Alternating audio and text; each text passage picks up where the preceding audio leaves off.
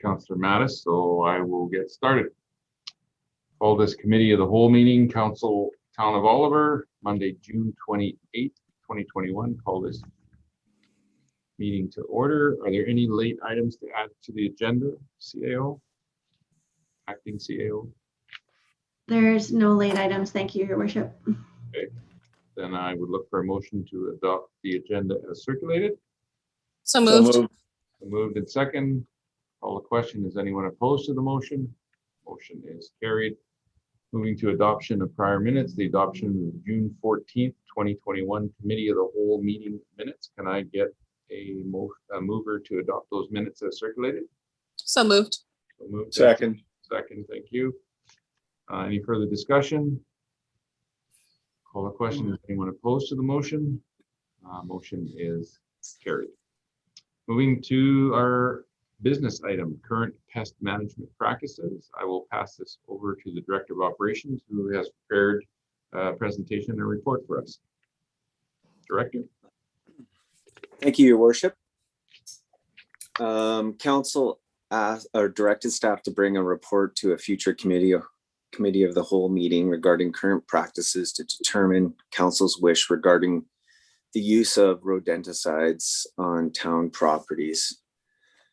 So the SPCA had provided Council with information which I attached to the report, and maybe I'll give you a little more background on what we're currently doing. And of course, the SPCA information does have a lot of good information in there for Council. Currently, our pest management is managed out of the operations department and is currently using a contractor to manage any rodent problems on various properties and in some buildings. The town currently has no policy, and the contractor are managing rodents with 3 different types of rodenticide bait traps. And I have a breakdown of the following bait traps that we have at multiple locations. I don't think I need to go through all those. If everyone's looked at the report, there's quite a few. The public works property is obvious. We've got sewage there. We've got multiple buildings. Doors are open at different times of the year, in and out. So, of course, at our wastewater treatment plant at Topping Lake, there's also a couple buildings up there and a problem area and sewage, and Black Sage domestic water treatment pump station. It seems to be a bad location, I think, and why we have more traps out there. We do receive a detailed monthly report for inspections of each trap and location, and notifies us if there are any activity during the month. So when we look at the reports, we generally find that in the fall, winter, and maybe the spring seem to be the most active, but we just have a service contract with them for the full year, just to keep it going, and that way we keep it under control. For this service, the town pays $330.75 a month, which equates to almost $4,000 annually. When the staff talked to our current contractor, informed them that we are interested in learning about non-rodenticide bait traps, this was the information we received. So they said for pros, for snap traps, glue traps, catchel, it will kill the rodent on site. And the con with those traps, which don't use any poisons, rodents kind of identify the area or the device as dangerous and avoid it, which means each time they would need to try and place them in a new pathing area. This results in more visits per month, which is a higher cost to the customer. They can only fit 2 snap traps per outside station, which means each station can only kill 2 rodents per visit, or maximum two rodents per visit. The rodenticide pros are rodents are identifying the station as a good place for feeding and tell the colony when they return. It generally takes a couple days for the rodent to die. So the rodenticide, quicker results, meaning cheaper for the customer in the end. And it feeds up to 20 plus rodents per refill of the station. The cons, there is residual poisoning, could potentially happen if the rodent is eaten. One feeding kills 1 8-ounce or smaller rodent. Owls are typically 8 times the body weight of a rat, to compare, just as a comparison. Our contractor did note that they need to follow strict provincial regulations for rodenticides and when bait traps are properly set up. And when bait traps are properly set up, that most rodents generally only have enough to affect them and not another predator animal. Whether that's entirely true or not, if you read some of the SPCA and some of the attached reports to this report, when doses are not monitored or properly distributed to rodents, that is where it can be a problem for predator animals.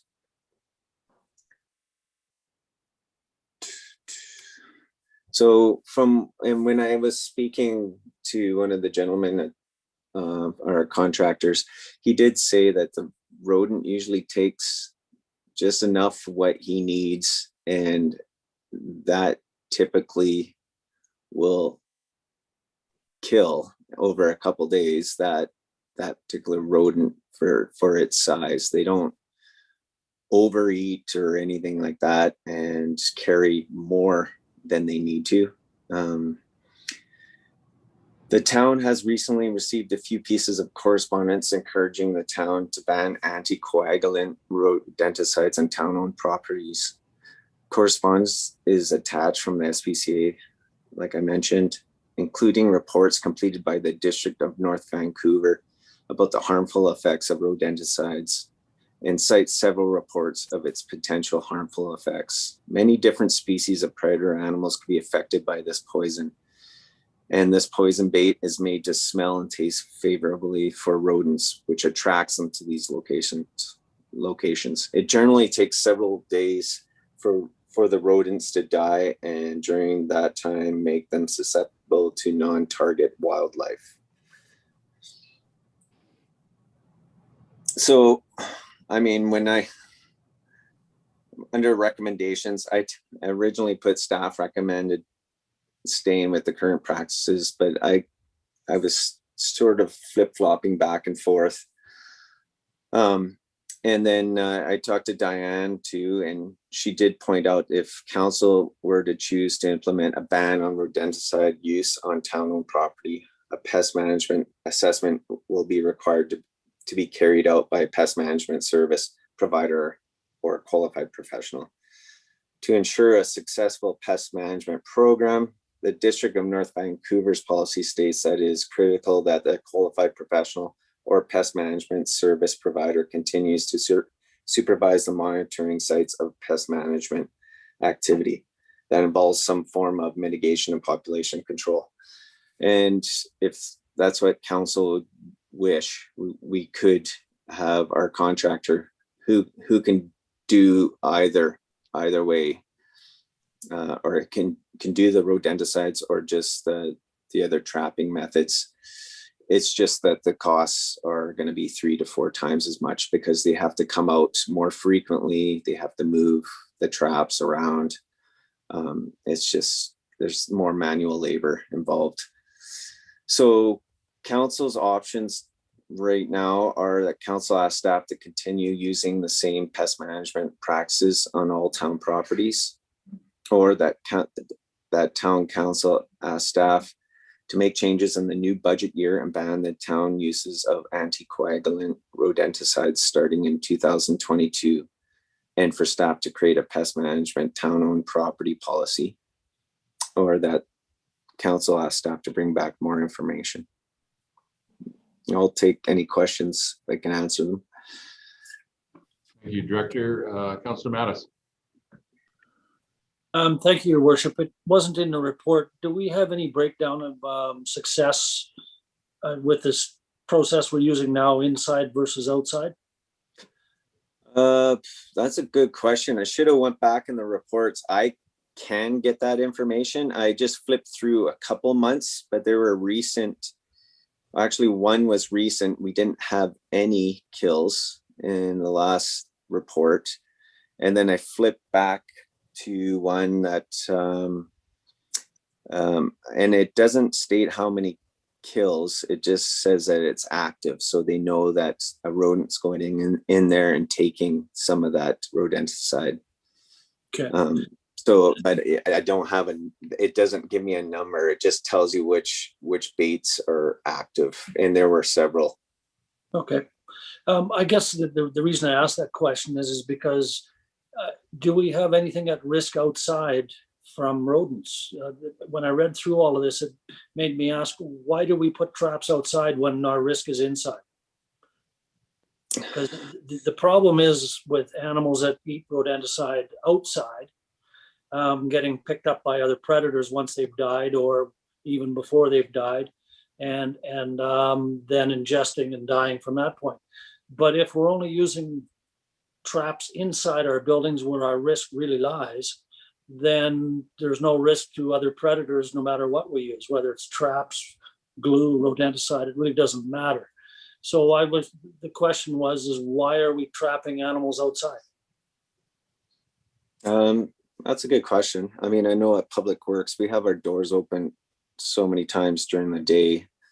Some of these remote sites, and other buildings on Public Works, in the Public Works yard aren't, if they're getting into the building a lot of the times, there's probably a way to get out. And I mean, we do our best to ensure, but our real risk is while they're in the building, right? So that's really, I suppose if we're trapping outside is to try and get them before they get inside. yeah, I think it's and I understand the doors are open all the time and that's how they get in. That's how they get into most people's houses as well.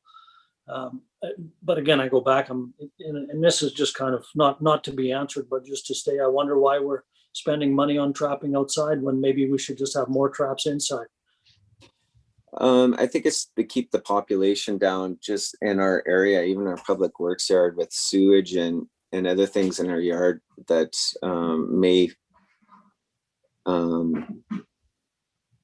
attract some of those types of rodents. So I think the most effective thing that they found over the years was having both. So by having both inside and outside, it's worked for us over the last several years. Would it be worth trying just inside and see if the population increases outside? And again, I just throw it out. I'm not looking for an answer, and I'll pass it off to the next counselor. Councilor Schwarzenberger. Thank you, Your Worship. I noted, obviously the SPCA is worried about predators, particularly owls, being affected by the rodenticide, and then the pest management company seemed to put that in a lesser light because of the amount of poison that the rodents get wouldn't necessarily affect an animal that's 8 times the size. To the director, have you noticed, is there a lot of predator kills or in the area, or is anybody checking on that or bringing up numbers on that? It seems to me that if the amount of rodenticide is low enough that it just affects the rodent, then I don't really see a reason to be spending a lot of extra money doing it a different way that's not as effective. Through the chair, nothing's been brought to my attention about that unless you're having somebody do a study, and I haven't noticed it, and none of my staff have said anything about predatory or other wildlife being dead around in certain locations. So I couldn't really answer that question entirely, but we haven't noticed it. So Thank you. Councillor Grice. Thank you, Your Worship. My thoughts on this were, it doesn't really make sense for the town to do this sort of in a vacuum if there's going to be other businesses in the town that are using rodenticides anyways. I mean, the amount of traps that we have as a municipality, I don't know how that compares to other businesses in town, but I think, you know, unless this goes a lot wider, I mean, I don't want to say that we can't make a small difference or anything like that, but it probably would be a pretty small difference as far as, you know, the effect on raptors, et cetera, goes. I do have a question. I thought I had seen some earlier, but I can't find it now. Have we had correspondence from Sorco regarding this matter? Like, have we heard locally if we're having issues with poison raptors? I, through the chair, I haven't heard anything. No. Through the So chair, I haven't seen any correspondence either, Councillor Grice. Thank you. I guess then, I mean, I'd be in favor, you know, maybe joining the District of North Vancouver in their petitioning of the province. But I think for now, for us just to make the change as a municipality alone doesn't make sense. I mean, I saw that we got some information from the BCSPCA about how to protect your home and business from rodents. So maybe that's something we can share with the community on social media or something like that. But I wouldn't want to change our pest management at this time. Thank you. Thank you, Councillor Grice. I guess my feelings would be much the same as Councillor Grice or Councillor Schwarzenberger. Councillor Mattis did bring up an interesting thought, though, about maybe, you know, reviewing our pest management practices and looking at maybe places that we can just use them inside as opposed to outside. Maybe the works yard makes sense to me, where doors are opening and closing a lot. But maybe our remote sites might be something that we could try an indoor management program in the short term to see if the numbers go up inside from what we've been experiencing, and if they don't go up, then we can cut back on that type of activity as well and maybe save ourselves a bit of money. But I'm quite fine with staying with our current pest management practice and just maybe doing a bit of a review to make sure we're getting our best bang for our buck and maybe not overdoing it in some of our remote sites. Those would be my comments. Councillor Grice, did you have your hand up again? No. Sorry. No worries.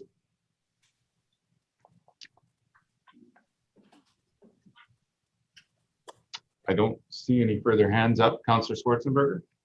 I was just going to move the proposed motion that council directs staff to continue with pest management practices and maybe add and also review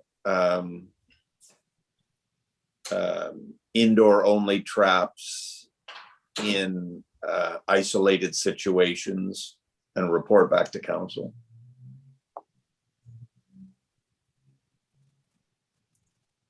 I guess isolated locations, not situations. I'll second that motion. Moved and seconded. Any further comments or questions regarding this motion? That's a leftover hand, I'm assuming, Councillor Schwarzenberger. Yes, it is. Thank you. Not seeing anyone, I will. Oh, Councillor Mattis. Yeah, I'm not sure that we need to get a report back again. I think if we direct staff to review review the indoor traps and take a look at the situation. We've said, do what you're doing, but take a look at what you can do differently. I'm not sure that we need a report back. But other than that, I think the motion's fine.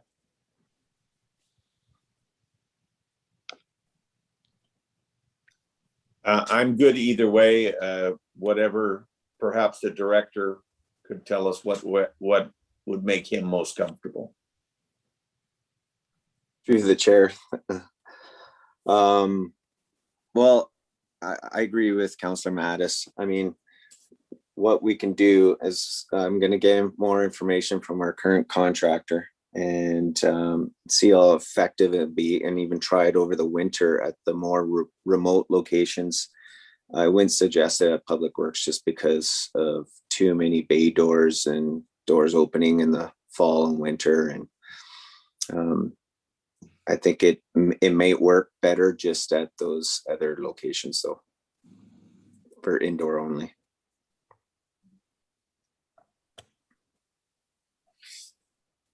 Or would you be okay, Councillor Schwarzenberger, just removing and report back to council from the motion? Yep.